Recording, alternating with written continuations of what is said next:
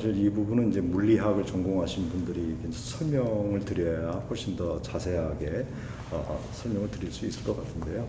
그냥 우리가 알고 있기로 이제 태양에서는 엄청난 규모의 그 핵융합 반응이 일어난다고 합니다. 그 과정에서 그러니까 수소 원자들 사이의 어떤 그 융합 과정에서 어떤 그 질량 결손이라고 하는 것이 일어나고 그 질량 결손에 의해서 이제 그 거기에 수반되는 어떤 에너지가 엄청난 규모로 이제 방출이 되는 건데요. 아까 말씀드렸던 것처럼 그것 중에 그 수억 분의 1 또는 아마 그것보다 훨씬 더 작은 양의 그 에너지가 우리 멀리 떨어져 있는 우리 지구에게까지 복사 에너지의 형태로 전달이 됩니다. 그러면 그 태양 에너지를 우리 이제 지구가 받아서 결국 이제 그걸 가지고 여러 가지 그 대기의 움직임도 일어나는 거고요. 기상 현상도 일어나는 거고요. 또 우리 이제 생명체들이 존재할 수도 있는 거고요. 결국 그 태양 에너지들 이제 그런 것들이 대부분은 또 다시 또 반사돼서 다시 우주로 되돌아갑니다. 그러면 현재 우리가 이제 그런 걸 가지고 기존에 이제 그 여러 가지 지질 현상이나 또는 생명체의 존재나 또는 이런 대기 현상이나 이런 것들이 일어나고 있는데 그런 것들을 우리가 새롭게 어떤 에너지원으로 활용을 해보자 해가지고 나온 것이 이제 그 태양광이나 또는 태양열.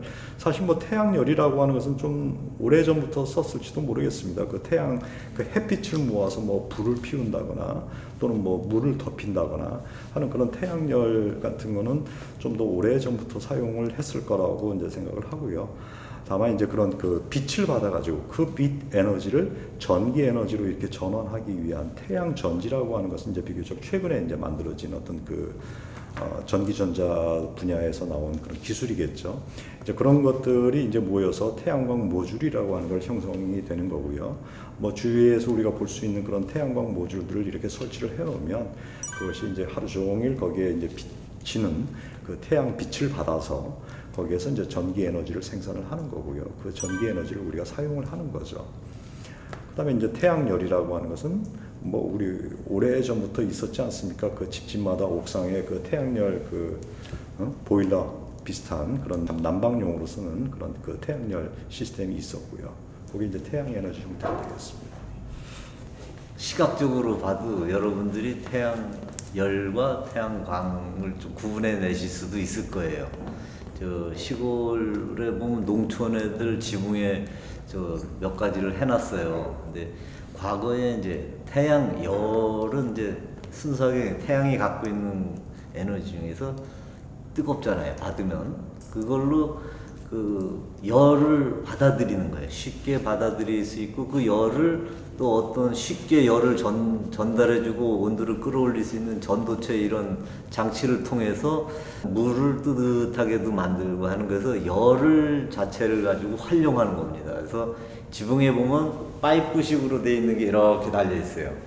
그래서 그 태양이 주는 그 열원을 활용하는 게 이제 태양열이었어요. 태양열 에너지원이었고 지금 태양광은 태양이 또 열만 갖고 있지 않고 그 광도 갖고 있지 않습니까? 빛이요.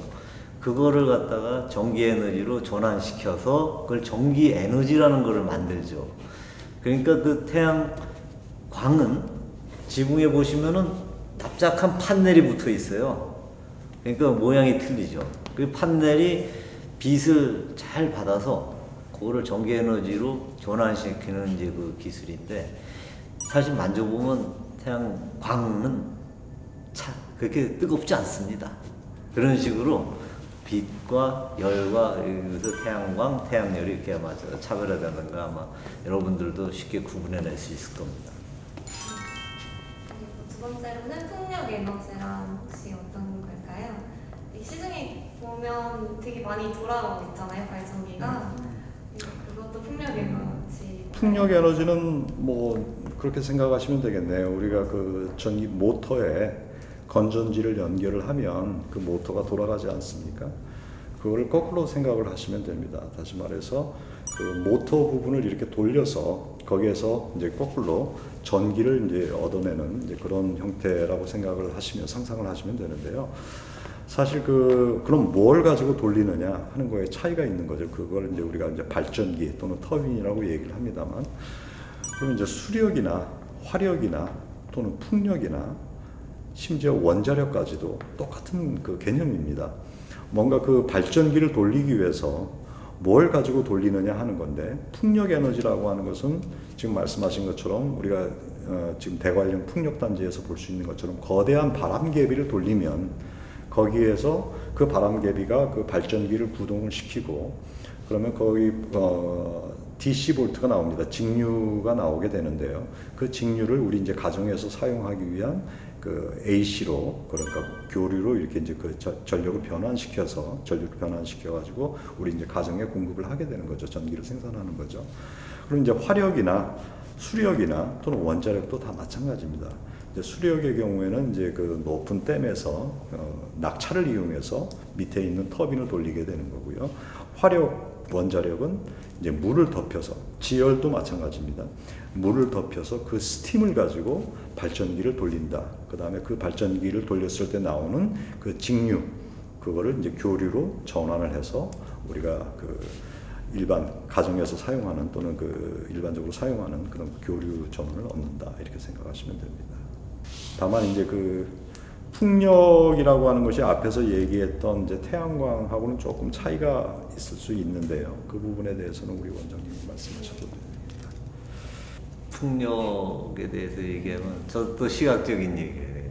과거에 이제 비행기 프로펠러, 비행기는 이제 바람을 일부러 돌려서 추진력을 해서 하지만, 이건 거꾸로 바람이라는 게 우리 와서 그거를 돌아가게 해주는 데서 힘을 빼내는 겁니다. 거꾸로죠, 그죠? 여기서는 전기를 넣어서 모터를 돌리거나 아니면 뭐 휘발유를 태워서 강제로 돌려서 추진력을 얻었지만, 이거는 다가오는 추진력을 모터를 돌려서 전기 에너지를 생산하는 거꾸로 개념입니다. 그래서 큰 힘을 얻으려니까 이제 그 날개 크기도 점점 커지고, 그다음에 작은 거는 좀 작은 힘을 얻죠. 그래서 큰 힘을 얻고 효율적으로 하기 위해서 한 6시간 정도, 7시간 정도 하루에 그 가동을, 24시간 가동을 하는 또 베어링 또 문제도 있고, 그래서 그렇게 오래 가동을 못 합니다. 풍력도 우리 기술적인 아직까지 한계가 있어서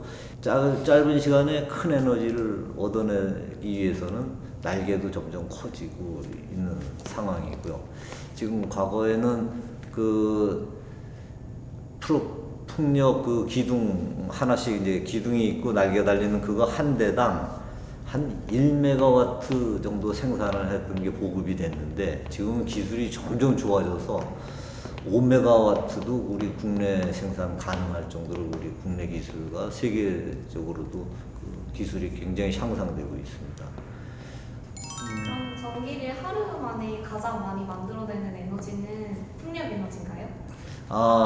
시간으로 따지면은요, 수력은 물이 계속 흐를 경우에 24시간 가동도 가능한 소수력 이런 엔진이 그 터빈이 개발돼 있어요. 그래서 24시간 돌아가는 것도 있고, 그다음에 풍력 같은 경우는 자연적으로 우리가 보통 하는 게 6시간 정도, 최대한 8시간 이 정도 되면 또 모다가 이렇게 스스로 씁니다. 그 휴식 시간이 있고, 그래서 쉬었다 돌아갔다 하는 게 그 정도 시간이고, 태양은 아시겠지만 일조량, 일사량 각 지역별로 틀리죠. 우리 강원도 같은 경우 뭐 잘 나오는 데가 4시간, 보통 한 3.6시간 정도 된대요. 그래서 전라남도 바닷가 이런 데가 4시간 넘게 태양광 빛을 받아서 발전도 하고, 그래서 좀 차이가 있습니다. 세 번째로는 연료 전지에 대해서 얘기를 해볼 텐데요. 연료 전지를 하면 저도 생소한 단어인 것 같아요. 그래서 과학적으로 잘 몰라서요. 네. 그래서 연료 전지 좀 설명 좀 부탁드릴게요. 예, 연료 전지가 이제 그 신에너지의 그 대표적인 그 형태가 되겠는데요. 마찬가지로 우리가 알고 있듯이 물을 전기 분해하면 수소와 산소로 이게 이제 그 전기 분해가 된다 하는 내용을 알고 있죠.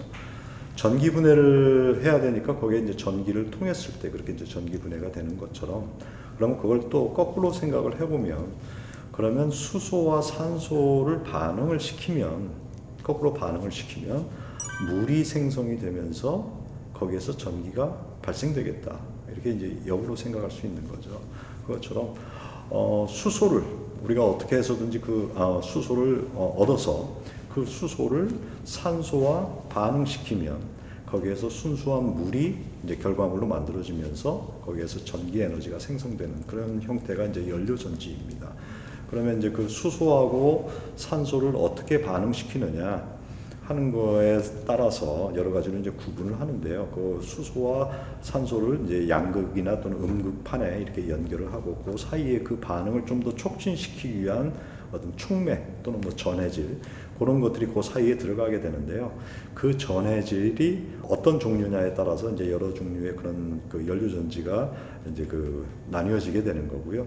이제 상당히 오래 전부터 우리 그 뭐 60년대에 어떤 그 우주선을 이제 그 쏘아 올릴 때부터 거기에 이제 그 동력원으로 이제 연료 전지가 개발되기 시작해서 지금 벌써 그게 한 50년 이전의 일이네요.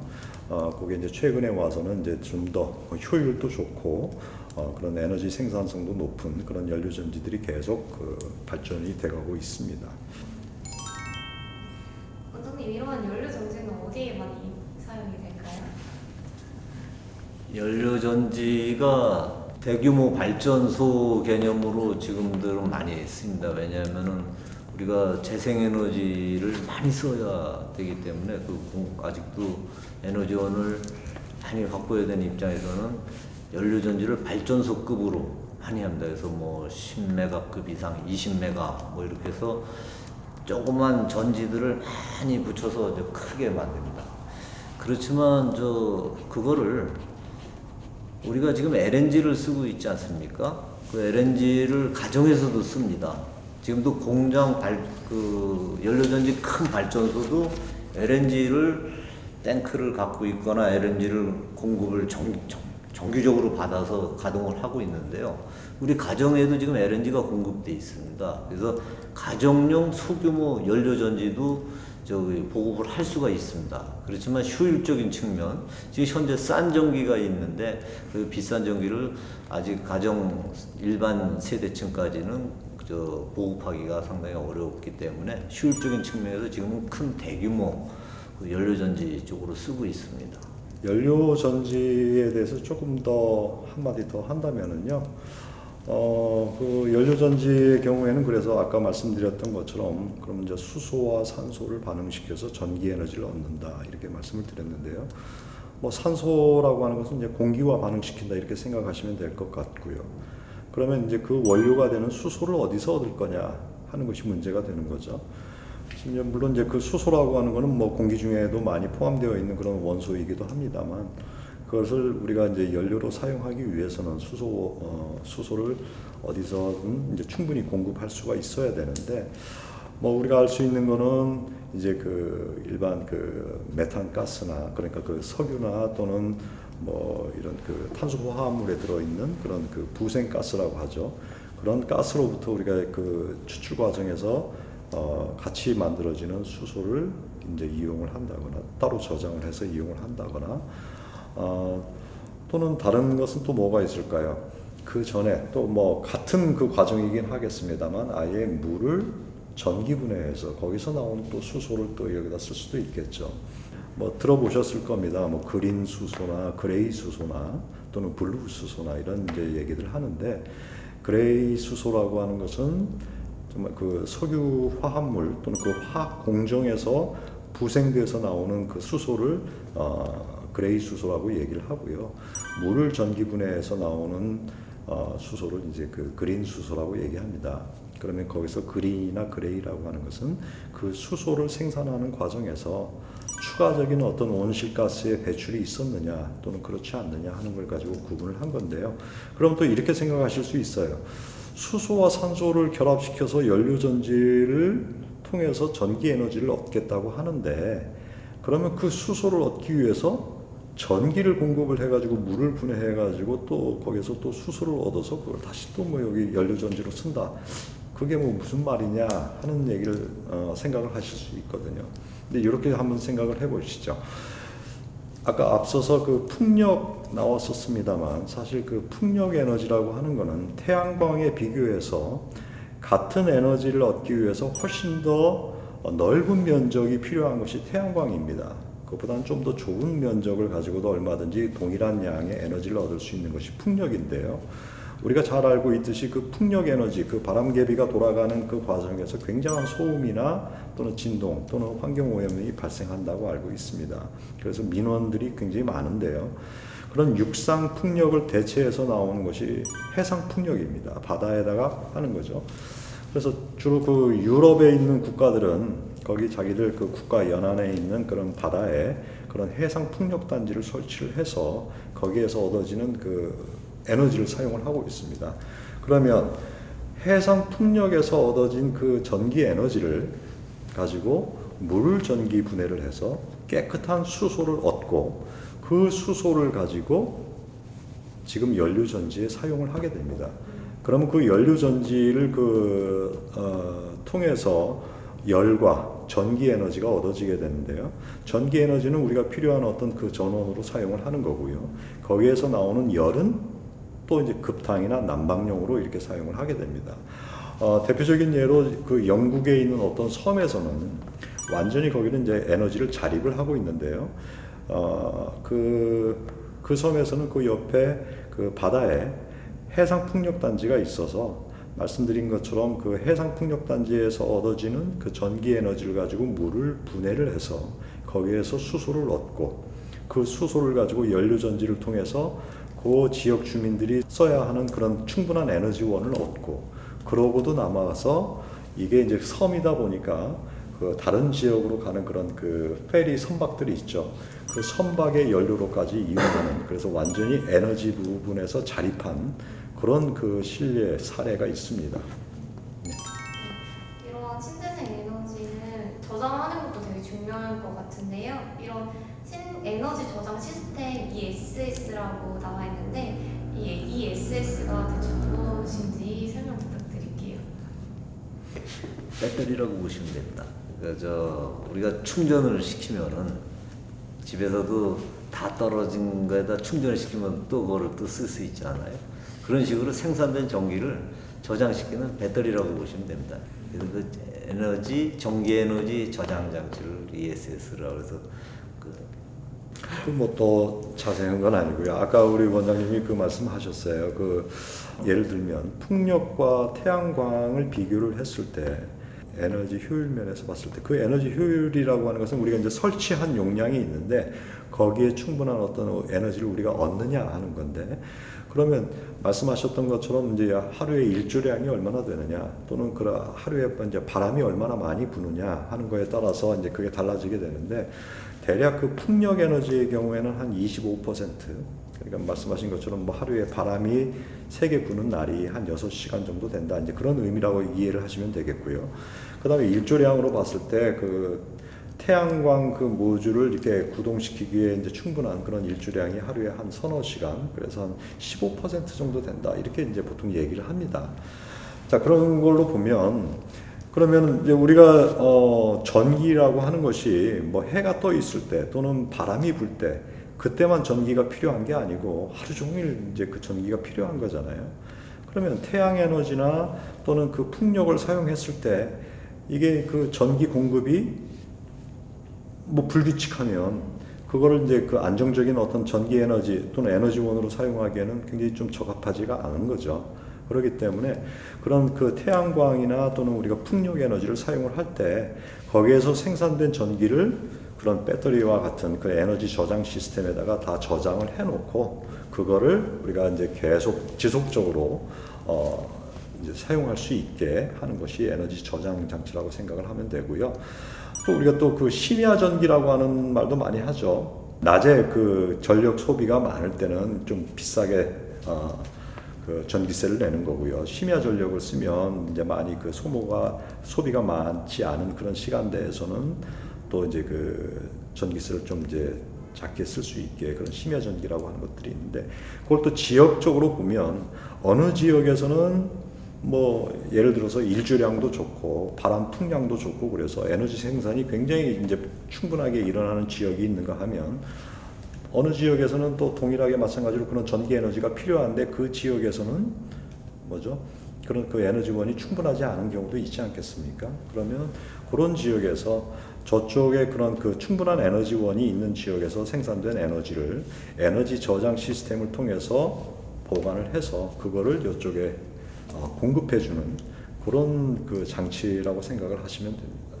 에너지를 그리고 바로 전원해서 쓰는 거랑 저장을 했다가 사용을 하는 거잖아요. 그렇죠. 좀 단점이 좀 있을 것 같은데 뭐 단점이라기보다는 그 결국 그 에너지 저장 장치가 가지고 있는 어떤 효율과 관련이 되는 거겠죠. 그냥 일반 가정에서 사용하는 배터리도 시간이 오래되면 뭐 자연적으로 방전되지 않습니까? 그런 것처럼 그 저장 장치가 얼마나 그 잘 설계가 되어 있느냐에 따라서 얼마나 충분하게 충전이 되느냐, 그 다음에 그 충전된 양만큼의 에너지가 얼마나 지속이 되느냐 하는 부분에서 좀 그런 효율 면에서의 그런 차이가 있을 수 있겠죠.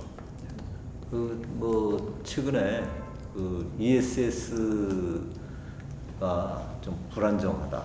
그 화재 위험의 그 사례가 많이 돼 있어요. 그래서 우리가 대기업들에서 아마 여러분들이 쉽게 들으면 알 수 있는 브랜드들인데 거기에서 이제 화재들이 나오죠. 충전도 이제 과충전하게 되면 그 안에 그 물질들이 그 화학 반응을 해서 열이 발생합니다. 핸드폰 배터리 있잖아. 그게 저 열이 나듯이 그런 과충전이나 그 과열을 예방했을 때 더 이상 충전이 안 되고 딱 중지가 되는 그런 장치, 이런 복합적인 기술들이 앞으로 저 안정적인 그런 기술이 보급되면은 마음 놓고 편안하게 쓸 수 있을 겁니다. 지금 최근에 그거 발생한 것들은 아마 보완이 많이 돼서 지금은 굉장히 안정적인 제품들이 나오고 있는 걸로 제가 알고 있습니다.